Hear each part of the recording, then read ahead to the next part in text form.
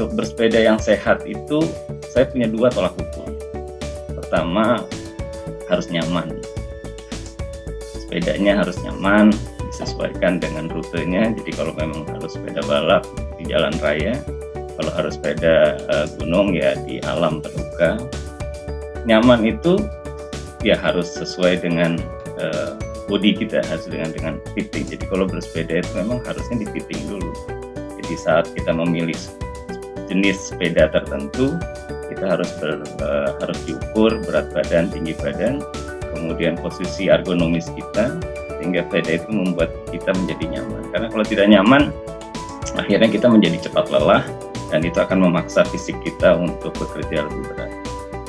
Yang kedua, nyaman itu juga harus outwear-nya. Jadi pakaiannya, jersey, celananya, aksesorisnya itu juga harus nyaman. Karena kita main kan di udara terbuka, jadi terkait dengan iklim, jadi harus juga menyesuaikan dengan cuaca dan iklim di sekitar. Jadi jangan pakai baju yang tertutup kalau kita bermain di udara terbuka dan panas, karena akan menambah dehidrasi dan akhirnya juga berakibat pada kemampuan fisik. Nah, yang ketiga, nyaman itu juga rute.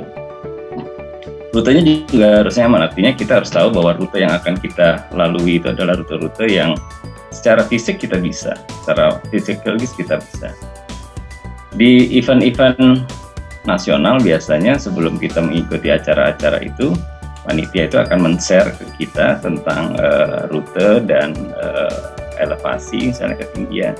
Dan dari rute itu kita bisa belajar kapan kita harus mengatur kecepatan, kapan kita harus mengatur tenaga, misalnya pada tanjakan-tanjakan tertentu, kemudian kapan kita harus menikmati alam, dan itu nyaman dalam arti kata istilah nyaman yang saya maksud.